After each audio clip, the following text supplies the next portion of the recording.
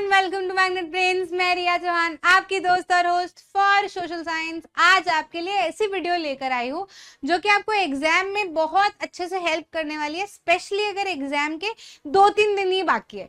तो आज हम ऐसी ट्रिक्स के बारे में बात करने वाले हैं जो कि आपको मदद करेंगे किसी भी चैप्टर को ज्यादा से ज्यादा 15 मिनट में कंप्लीट करने में, और अगर आप चाहो तो उससे भी जल्दी कंप्लीट कर सकते हो। बकायदा एक शर्त है कि आपका फोकस एकदम पीक पे होना चाहिए। मतलब ऐसा नहीं कि 2 लाइन पढ़ी फोन चला रहे हैं, 2 लाइन पढ़ी मम्मी बुला ली चले गए, 2 लाइन पढ़ी फिर कहीं और दिमाग चला गया कि उसने मेरे को ऐसा क्यों बोला था, मेरे को ये जवाब दे देना चाहिए था।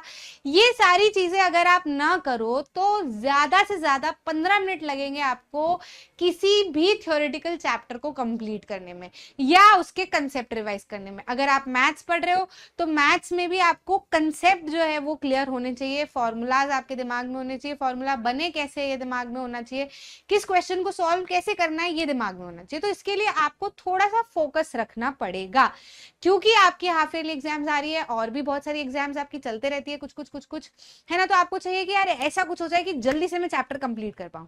तो चलो आपको हम थोड़ा सा मेमोरी लेन पे पीछे चलते हैं और आपको एक किस्सा याद दिलाती हूँ।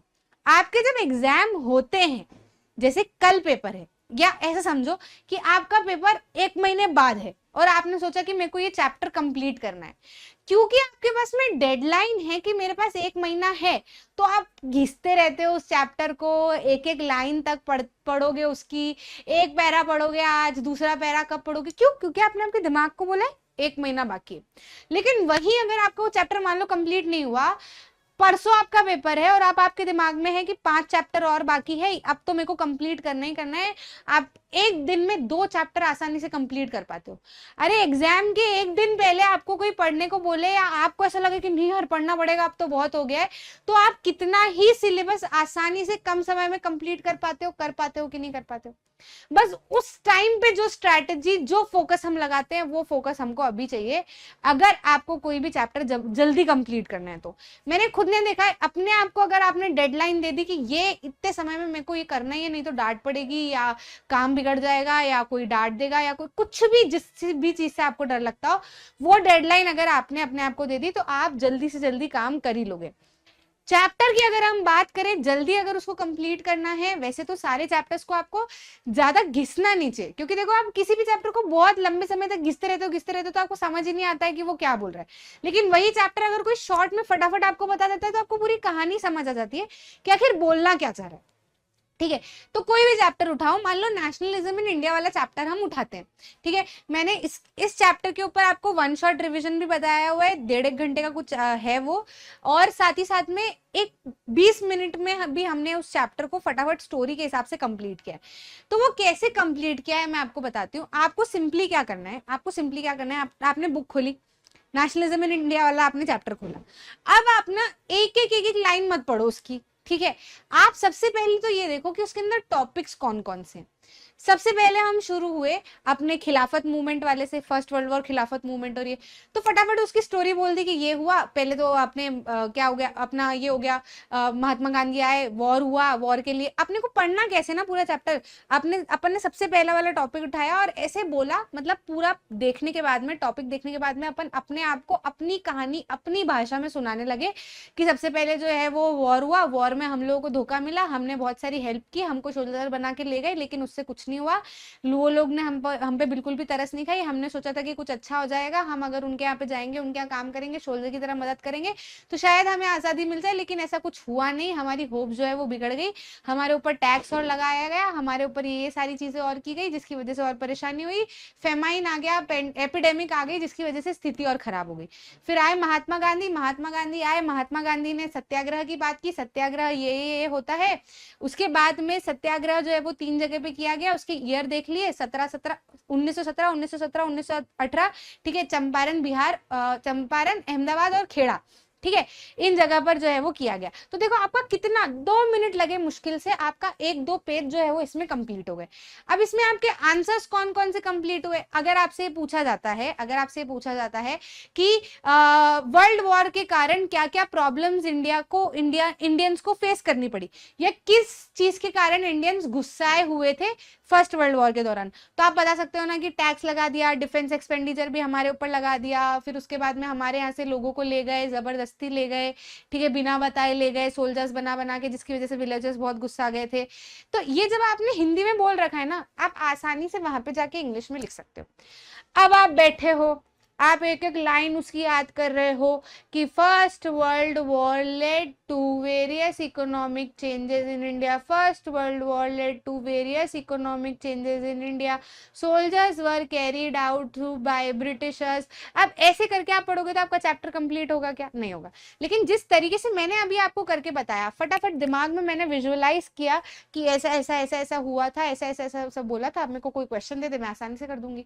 कोई बोल दे मेरे को कि सत्याग्रह की डेफिनेशन लिख दो, कहाँ कहाँ पे सत्याग्रह हुआ ये बता दो, तो मैं डेफिनेशन लिख दूंगी, कहाँ कहाँ पे हुआ ये भी लिख दूंगी। तो जब आप अपनी कहानी अपनी भाषा में फुर्ती से अपने आप को समराइज कर देते हो, तो फिर डिटेलिंग तो आप अपने आप कर पाते हो। ऊपर ऊपर से कीवर्ड्स जो है वो ध्यान में रखो। हमेशा ध्यान रखना कि चैप्टर जब भी आपको कंप्लीट करना है, जब भी सम अप करना है, तो उसकी माइंड मैपिंग करो। क्या करो? माइंड मैपिंग कर लो, पूरे चैप्टर की माइंड मैपिंग कर लो। जैसे नेशनलिज्म इन इंडिया की माइंड मैपिंग आप कैसे करोगे कि फर्स्ट वर्ल्ड वॉर हुआ था, उसके कारण प्रॉब्लम आई थी, फिर गांधी जी आए, प्रॉब्लम सॉल्व करने के लिए वो सत्याग्रह लाए, सत्याग्रह 3 जगह पे किया, उसके बाद में उन्होंने देखा कि रॉलेट एक्ट लागू कर दिया गया है, यार रॉलेट एक्ट हमारे ऊपर लागू कर रहे हैं, जलियांवाला बाग इंसिडेंट हो गया, तो हम भी गुस्सा गए। गांधी जी ने बोला सत्याग्रह से कुछ नहीं होना है, अपने को थोड़ा सा स्टेप उठाना पड़ेगा।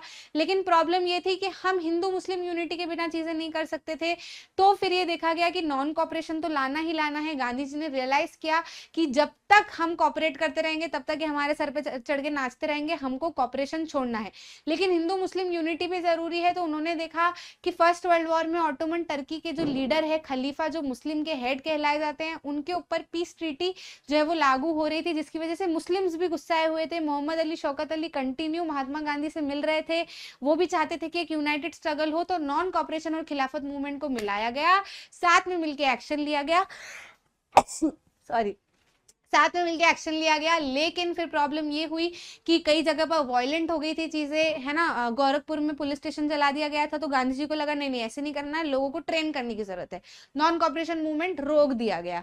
यहाँ से प्रॉब्लम ये हुई कि मुस्लिम थोड़ा सा गुस्सा आ गए, क्योंकि खिलाफत मूवमेंट का कुछ हो नहीं पाया था।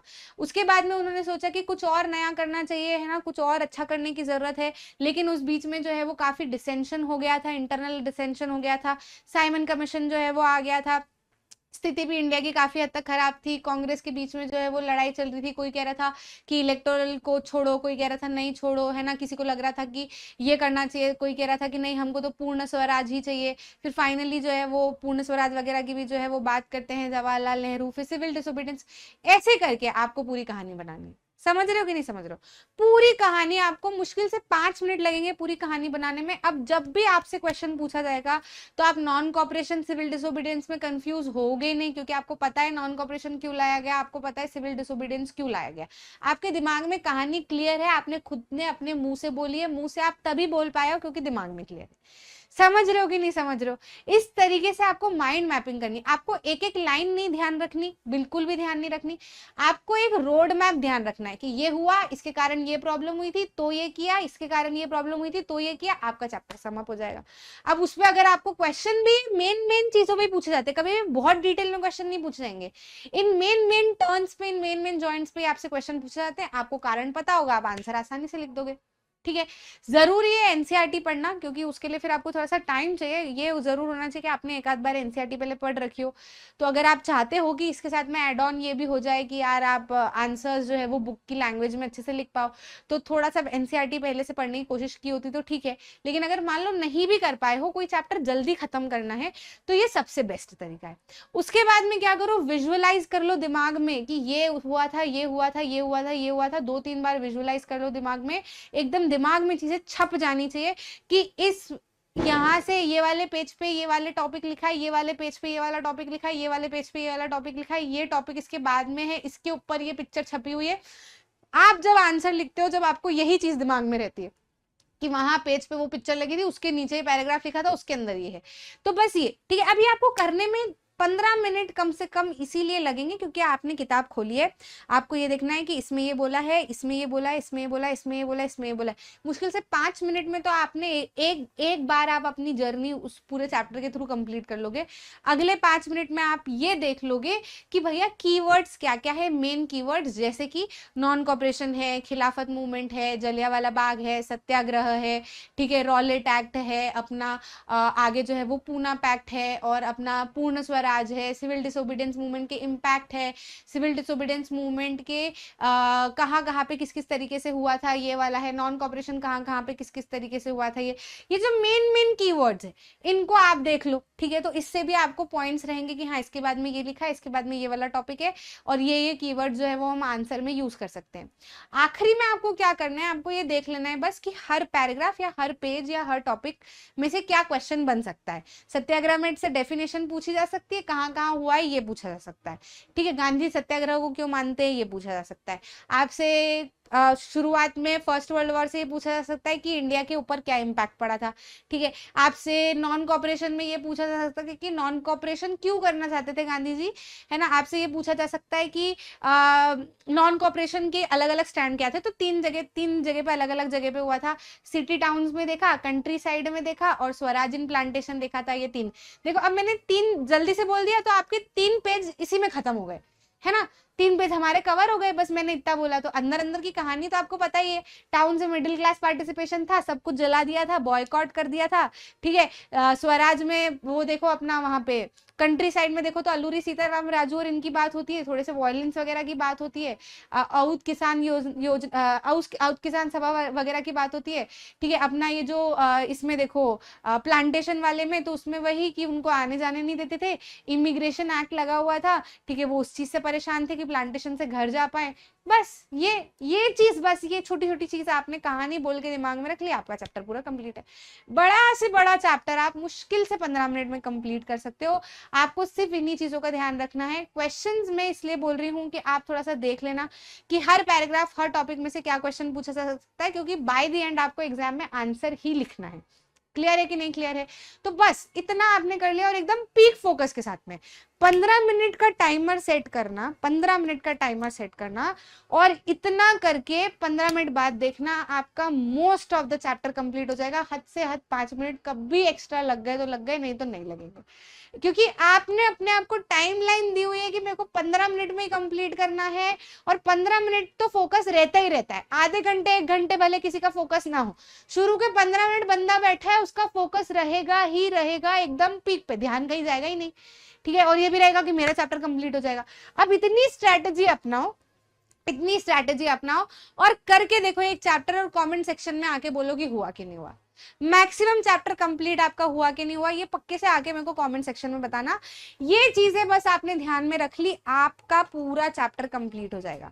अब मेरे को ये भी सुनने को मिल रहा है कि बच्चों को नींद आ रही है ना, मौसम थोड़ा सा ऐसा हो रहा है, थोड़ा गर्मी वाला भी है, ठीक है, पढ़ना भी बहुत ज्यादा है, तो पढ़ते पढ़ते नींद भी बहुत आ रही है, ठीक है। तो उसके ऊपर भी मैं एक वीडियो लेकर आऊंगी कि कैसे उनको अपने दिमाग को जो है वो थोड़ा सा मैनिपुलेट किया जा सकता है, तो हम उसके ऊपर भी काम करेंगे। और भी कोई ऐसी चीज है आपको भी ऐसा लग रहा है कि मैम ये नहीं हो रहा है या वो नहीं हो रहा है, वो कैसे करे, तो कमेंट सेक्शन में बताओ, अगले दिन आपको वीडियो मिल जाएगा, ठीक है। अच्छा लगा तो लाइक करना, शेयर करना अपने दोस्तों के साथ में, चैनल को जरूर से सब्सक्राइब करना, और कमेंट सेक्शन में जरूर से बताना कि आपने ये करके देखा कि नहीं। मिलते हैं अगले वीडियो में।